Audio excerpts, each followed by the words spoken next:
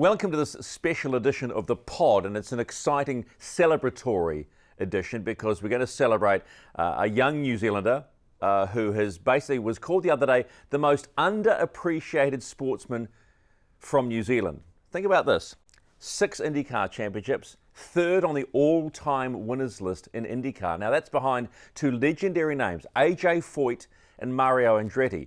He's the boy from South Auckland. He loves being reminded of that, but boy can he race. Scott, congratulations on winning 6. Has it sunk in yet? I think it's partially sunk in. Winning 6 championships, is amazing.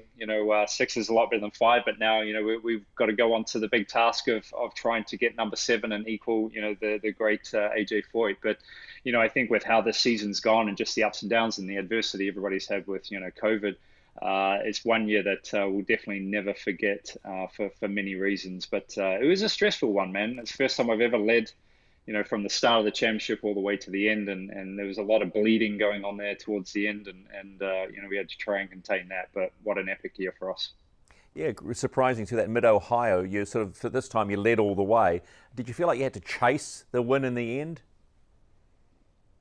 Yeah, it was definitely things came. I wouldn't say easy. Nothing ever comes easy, but I would say the flow that we had. To win the first 3 on the 9-car side, and then to win the first 4 as a team, and see Felix get his first IndyCar championship was huge. And we've never had a start to a championship like that. Typically we kind of roll off a bit slow, and then we go in for the kill a bit later, and it takes a little bit to get that going. So yeah, it was definitely.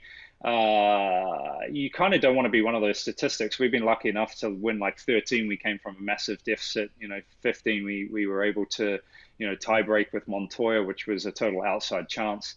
And you start thinking, well, maybe we're going to be in that scenario too, where we get nipped right at the end. But the team was strong. We did what we needed to do, and that race was definitely crazy. I think with going to a street course and the restarts were pretty epic. But we got it done. That's what counts.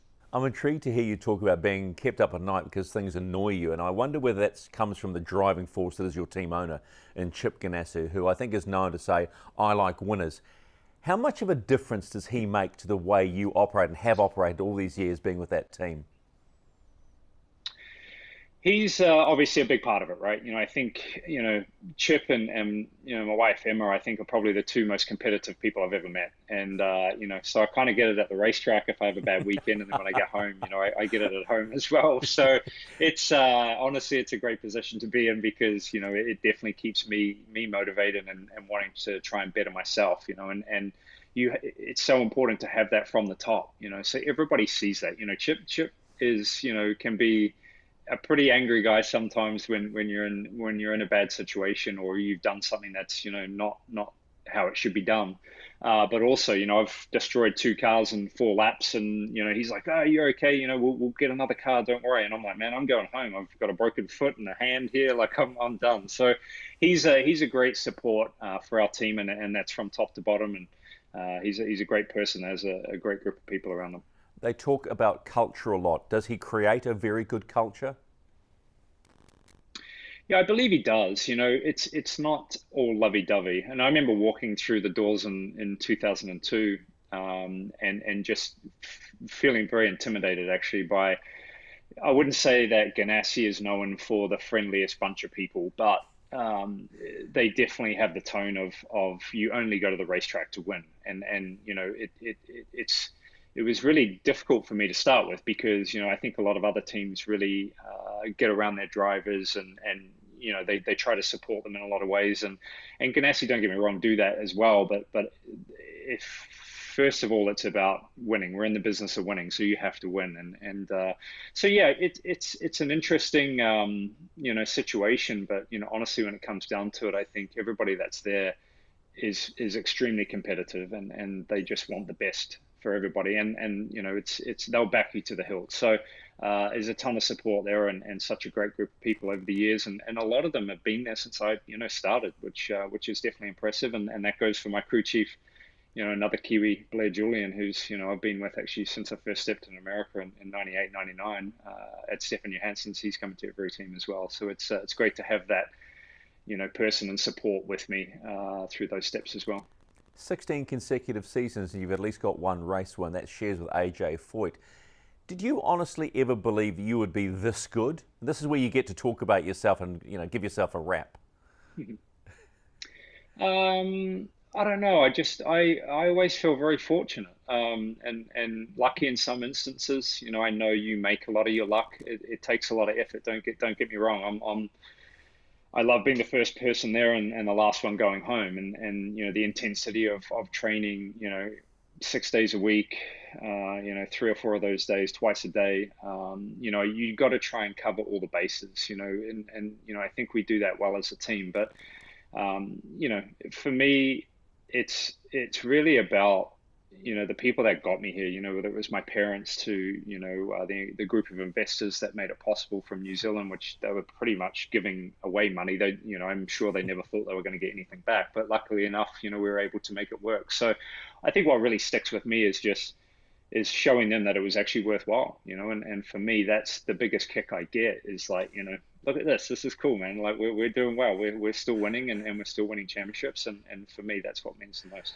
And right now, after 6 championships, what the one thing that comes up at 40, how much longer has he got? I think your response was, I'll keep going as long as I can feel I can keep winning. Are you still extremely motivated to win?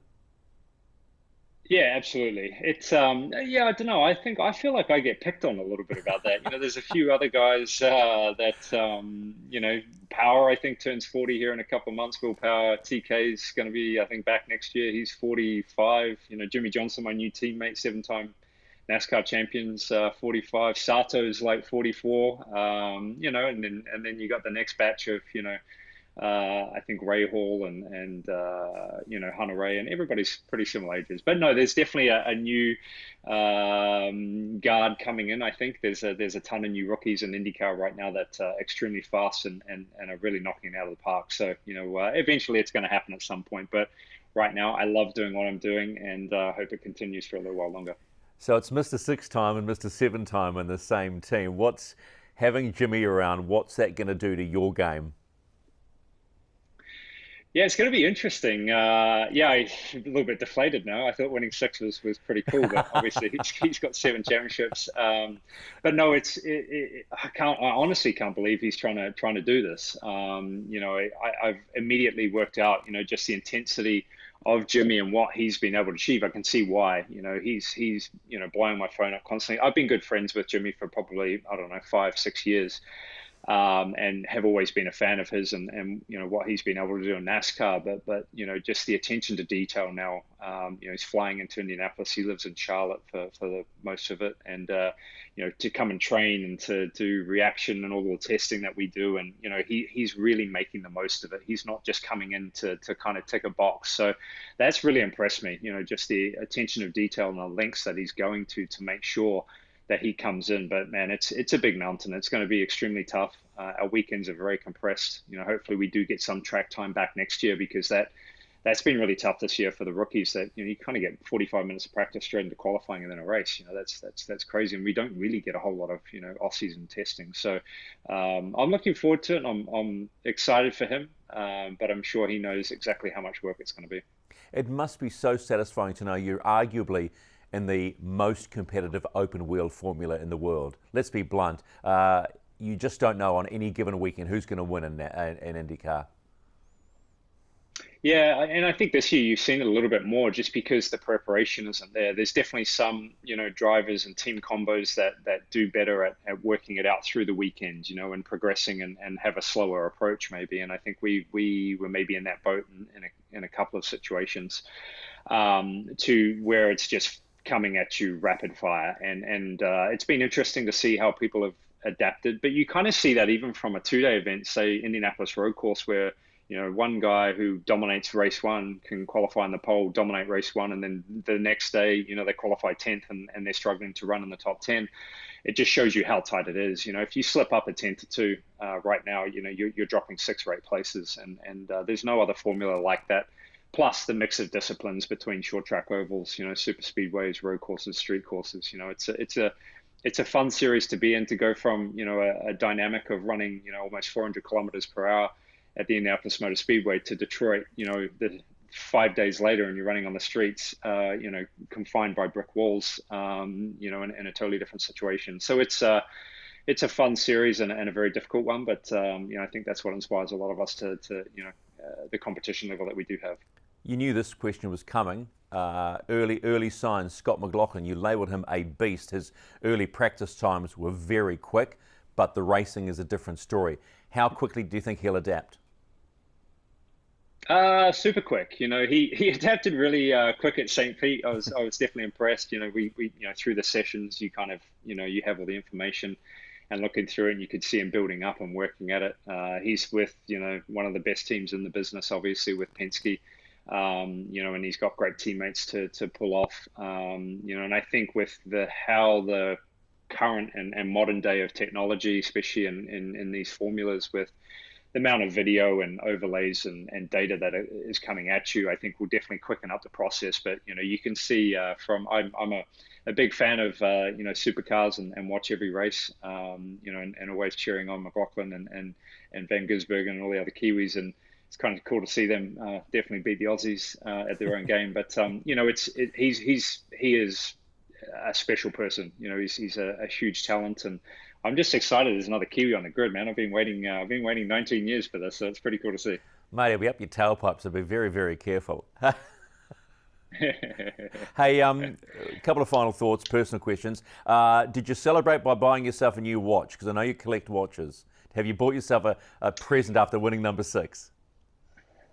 No, there hasn't. Even the night was pretty lame, I guess, in many ways. The media finished. I think we got done around maybe 9 o'clock, and then went to a friend's house actually in St. Pete, and had a couple of glasses of wine and some Taco Bell, and I think I was in bed before midnight. So it wasn't. That's so grown up. I barely remember the first few championships because those celebrations were pretty epic. But it kicks off, so quickly here. We test tomorrow at Indianapolis Motor Speedway, then next week in Alabama. Sebring 12 Hour coming up, so it's pretty flat out. But no, I'm sponsored by Richard Mille, one of the craziest watches that's out there. So I think maybe with the championship when I do get an extra one, which is pretty nice. So we'll see how that goes. Okay, one final thought, because I know you're a busy man. After having 2 girls, what's it like to have a son now? Kit. It's awesome. We obviously had a bit of a lull there. Poppy's 11 now, Tilly's 9, and Kit, I think he's 10 months here. Quickly, it's blown by, with how quickly this year's gone. But he's pretty full on. He's already not the best kid to take on a plane, which I know that period's going to carry on for at least another 2 years. But it's so cool. I never really got the gist of how different boys were, and they are a lot different. He's already smashing into things and just wants to break things, and the girls were happily enough playing with their toys and Barbie dolls and things like that. But he's a terror right now, but it's been very cool, and we're so lucky to welcome him into the world. Good to hear, mate. Congratulations once again. We'll call you Mr. 6 time from here on in, but be safe. If we don't talk to you again, have a happy Christmas and good luck next year, okay? You guys too. I can't wait to get back down to New Zealand. Hopefully this COVID thing clears up soon. I'm missing pies and everybody and that Kiwi summer, man. So everybody be safe and hopefully get to see everyone soon.